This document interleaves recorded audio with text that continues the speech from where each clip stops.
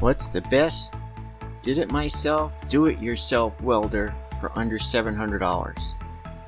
In this video, we're going to go over how we decided on the best DIY welder for our Scout 2 project and possible future DIY projects with a $700 maximum budget and a $500 desired budget. We had two main factors in our decision process. Usage. What kind of projects or tasks would we use it for?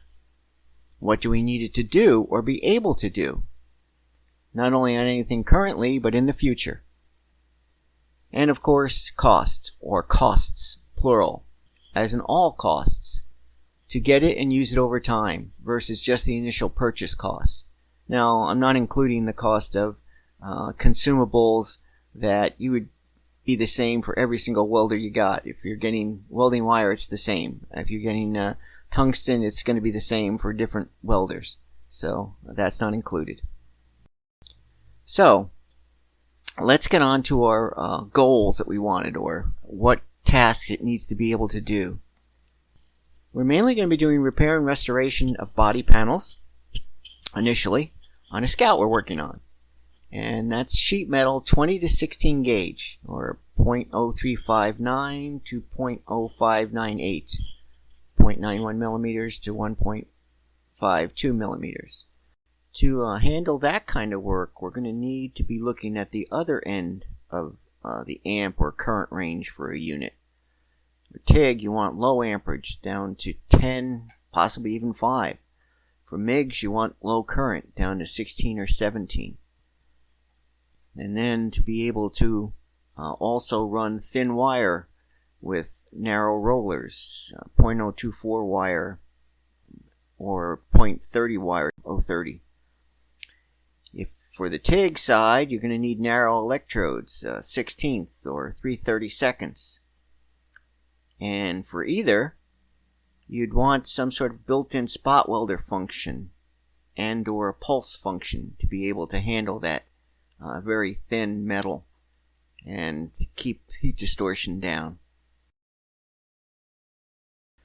We'll also be doing repair and restoration of floors, brackets, and supports. Now that's heavier sheet metal, or 14 to 10 gauge, 0.047 to 0.1345, 1.9 millimeter to 3.42 millimeter.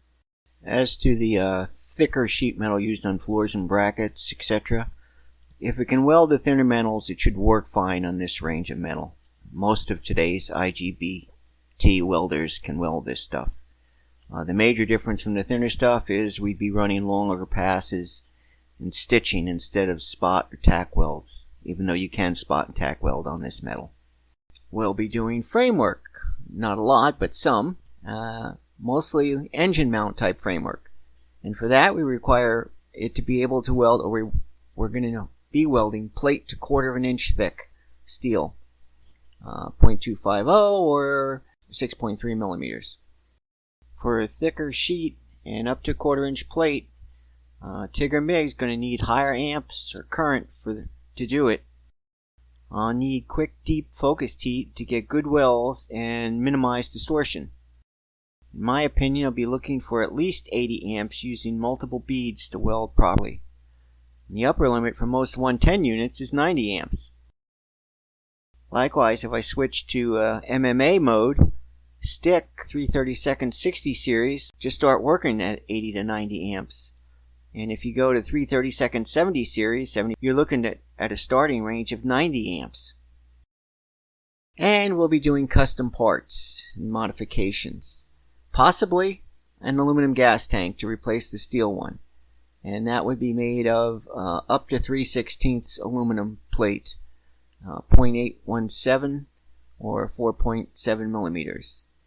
And we will be doing stainless steel exhaust, not the headers, because we purchased the headers pre-made. But if we have to do any modifications to them, and also we're going to definitely need to do the exhaust pipe out of the flanges, stainless steel, down to the catalytic converters and the muffler. And that'll be with T304 or possibly T321.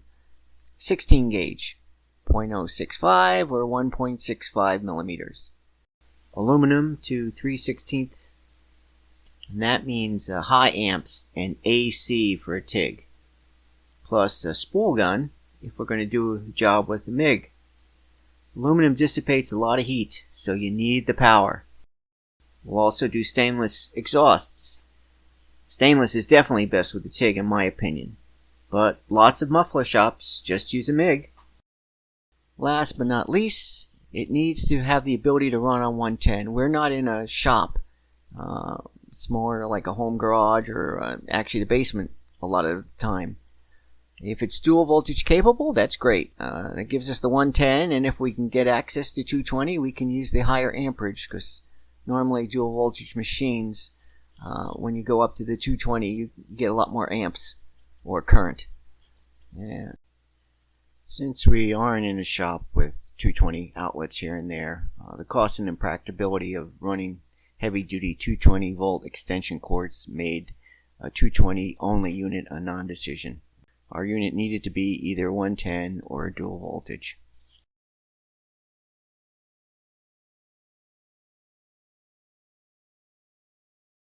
Any other future projects we are likely to work on would fall under all of these usage parameters that we just mentioned.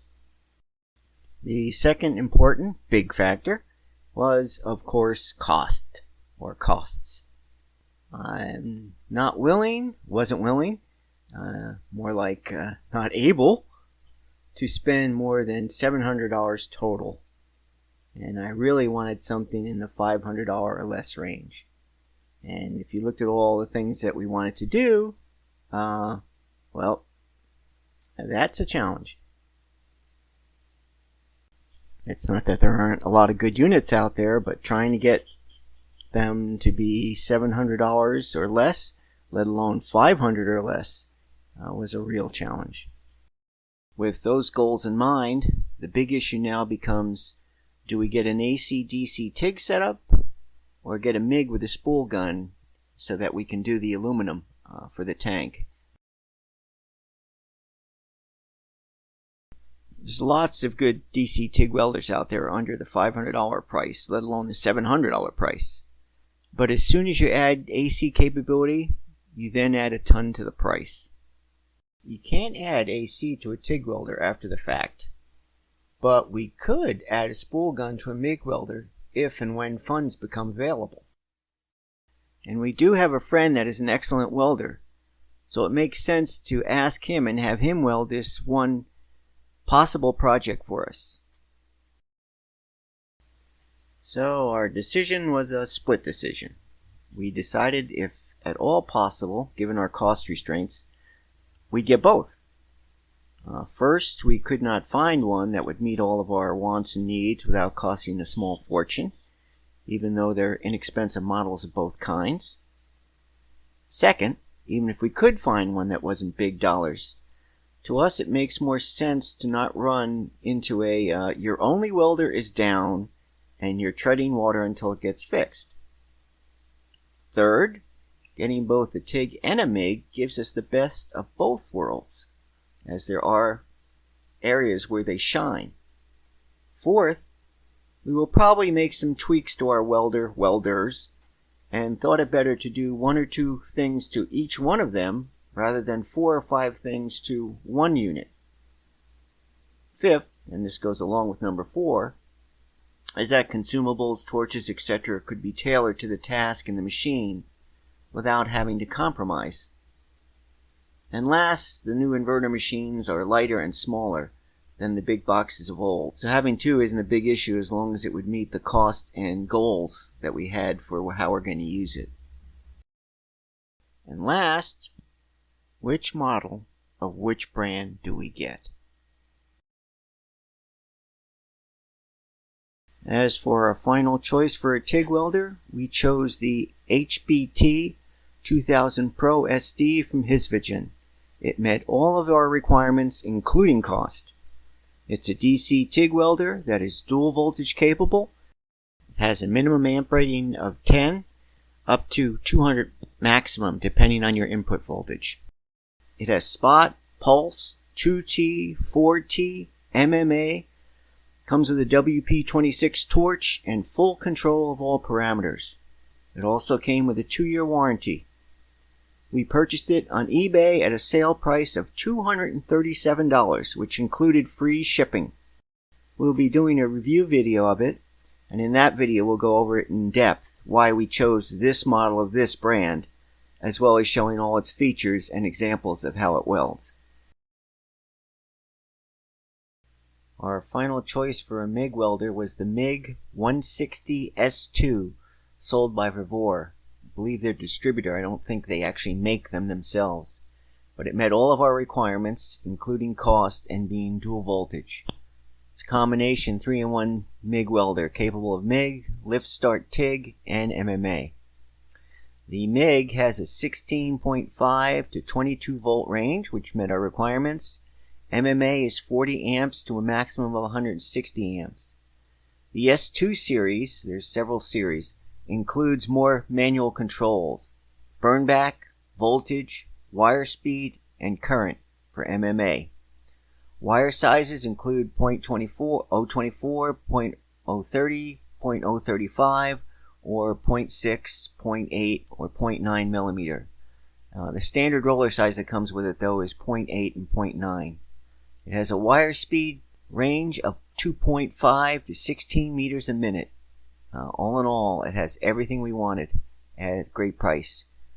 We picked it up for $274. P.S. Buying it from Vevor themselves saved us more than getting it on eBay. Plus you get the shipping and you can get a warranty with them. Success. We were able to get both. A TIG welder and a MIG welder.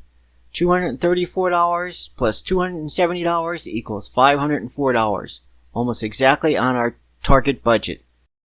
And that included the free shipping on both, and warranties. Plus we met all of our usage and costs, needs, goals, and requirements, all for the $504. Fantastic. Thanks for watching our Did It Myself, Do It Yourself video. We hope this provides some helpful insight on determining what you might need and or helping you to decide which welder or welders to get. A final, in my opinion, thought though. An experienced welder can use a crappy machine and compensate for it. A great machine, no matter which one we choose, won't compensate for our inexperience, assuming you are inexperienced. But as we learn proper technique and gain experience, having a good machine, in my opinion, should make it a lot easier.